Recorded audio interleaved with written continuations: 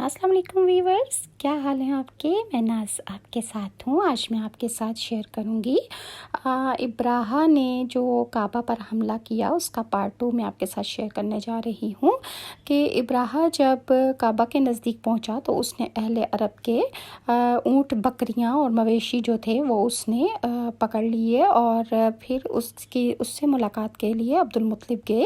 تو اس نے کہا کہ مجھے تو آپ کے بارے میں غلط بتایا گیا ہے کہ آپ اور بہت عزت اور بزرگی والے ہیں، اور لیکن لگتا ہے کہ مجھ سے غلط بیانی کی گئی ہے، کیونکہ میرا خیال تھا کہ آپ مجھ سے بیت اللہ کے بارے میں بات کریں گے، جس کو میں کرنے آیا ہوں اور جس کے ساتھ آپ سب کی عزت وابستہ ہے، لیکن آپ نے تو سرے سے اس کی بات ہی نہیں کی اور اپنے اونٹوں کا رونا لے کر بیٹھ گئے ہیں۔ یہ کیا بات ہے؟ اس کی بات سن کر عبد المطلب بولے، آپ میرے اونٹ مجھے واپس دے دیں، بیت اللہ کے ساتھ جو چاہیں کریں، اس لیے کہ اس گھر کا ایک پروردگار ہے، وہ خود ہی اس کی حفاظت کرے گا، مجھے اس کے لیے فکر مند ہونے کی ضرورت نہیں ہے۔ ان کی بات سن کر ابراہا نے حکم دیا کہ ان کے سارے اونٹ اور جانور ان کو واپس کر دیے جائیں۔ جب انہیں ان کے اونٹ مل گئے تو انہوں نے ان کے سموں پر چمڑے چڑھا دیے، ان پر نشان لگا دیے، انہیں قربانی کے لیے وقف کر کے حرم میں چھوڑ دیا تاکہ پھر کوئی انہیں پکڑ لے تو حرم کا پروردگار اس پر غضبناک ہوگا۔ پھر عبد المطلب ہیرا پہاڑ پر چڑھ گئے، یعنی غار ہیرا کے پہاڑ پر گئے۔ ان کے ساتھ ان کے کچھ دوست تھے۔ انہوں نے اللہ سے درخواست کی کہ اے اللہ، انسان اپنے سامان کی حفاظت کرتا ہے اور تو اپنے سامان کی حفاظت کر۔ بعض روایات میں آتا ہے کہ عبد المطلب سیدھا کعبۃ اللہ پہنچے اور انہوں نے کعبہ کا دروازے کو پکڑ کر اللہ تعالیٰ سے التجا کی کہ رب العالمین، میں اپنے سامان کی حفاظت کرتا ہوں اور تو اپنے گھر کی حفاظت فرما۔ ادھر سے ابراہا اپنا لشکر لے کر آگے بڑھا، وہ خود ہاتھی پر سوار لشکر کے درمیان موجود تھا۔ ایسے میں اس کے ہاتھی نے آگے بڑھنے سے انکار کر دیا۔ اس کا ہاتھی زمین پر بیٹھ گیا۔ ہاتھی بانوں نے اسے اٹھانے کی بہت کوشش کی لیکن وہ نہ اٹھا۔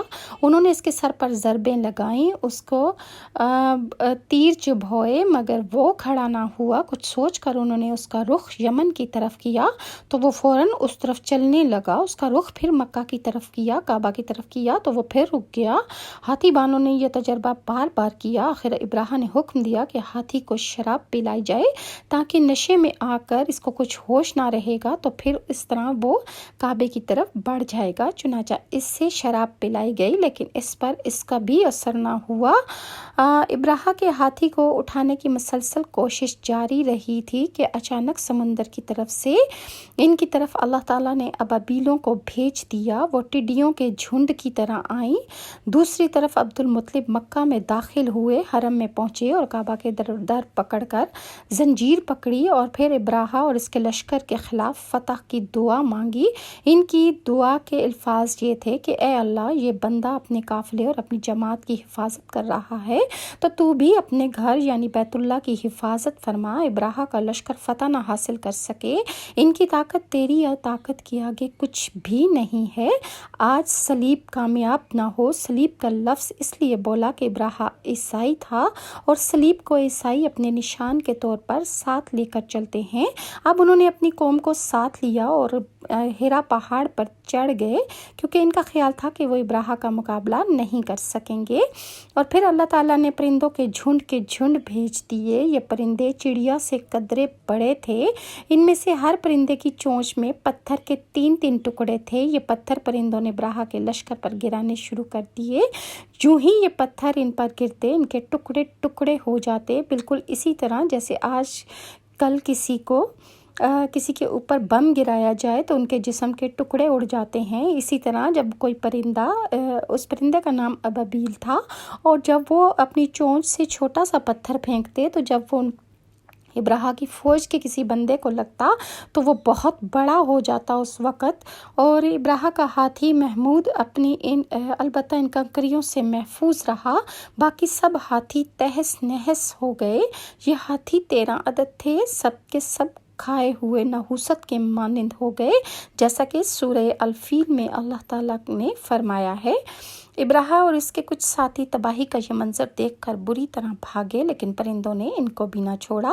ابراہ کے بارے میں طبقات میں لکھا ہے کہ اس کے جسم کا ایک ایک عضو الگ ہو کر گرتا چلا گیا، یعنی وہ بھاگ رہا تھا اور اس کے جسم کا ایک ایک ٹکڑا جو تھا وہ گرتا رہا۔ دوسری طرف عبد المطلب اس انتظار میں تھے کہ کب حملہ ہوتا ہے، لیکن حملہ آور جب مکہ میں داخل نہ ہوئے تو وہ حالات معلوم کرنے کے لیے پہاڑ سے نیچے اترے۔ مکہ سے باہر نکلے تب انہوں نے دیکھا کہ سارا لشکر تباہ ہو چکا ہے۔ خوب مال غنیمت ان کے ہاتھ لگا، بے شمار سامان ہاتھ آیا، مال میں سونا چاندی بھی بے تحاشا تھا۔ لشکر میں سے کچھ لوگ ایسے بھی تھے جو واپس نہیں بھاگے تھے، یہ مکہ میں رہ گئے تھے۔ ان میں سے ابراہ کے ہاتھی کا وہ نگہبان بھی تھا جو محمود ہاتھی کو آگے لانے میں ناکام رہا تھا۔ ہمارے نبی صلی اللہ علیہ وآلہ وسلم اس واقعے کے 55 دن بعد پیدا ہوئے، اور اللہ تعالیٰ نے اس واقعے کا ذکر جو ہے سورہ فیل میں بھی فرمایا ہے کہ جس سورت کے الفاظ یہ ہیں کہ الم تر کیف فعل ربک باصحاب الفیل، کیا تو نے نہیں دیکھا کہ اللہ نے ہاتھی والوں کے ساتھ کیا سلوک کیا تھا۔ تو نیکسٹ ویڈیو میں انشاءاللہ آپ کے ساتھ شیئر کروں گی کہ حضور صلی اللہ علیہ وآلہ وسلم کی ولادت کے بارے میں مختلف مذاہب کے علماء، پادری اور عیسائیوں کا کیا خیال تھا، اور آپ کو دیکھ کر ان کو کیسے پتہ چل گیا کہ آپ نبی آخر الزماں ہیں، اور یہودی کیوں آپ کی جان کے دشمن ہو گئے تھے اور وہ کیسے آپ کو نعوذ باللہ قتل کرنا چاہتے تھے۔ یہ نیکسٹ ویڈیو میں انشاءاللہ آپ کے ساتھ شیئر کروں گی۔ اگر آپ کو میری ویڈیوز اچھی لگتی ہیں تو انہیں کائنڈلی لائک اور سبسکرائب ضرور کیجیے گا، اور نیکسٹ ویڈیو تک کے لیے ناز کو اجازت دیں۔ اللہ حافظ۔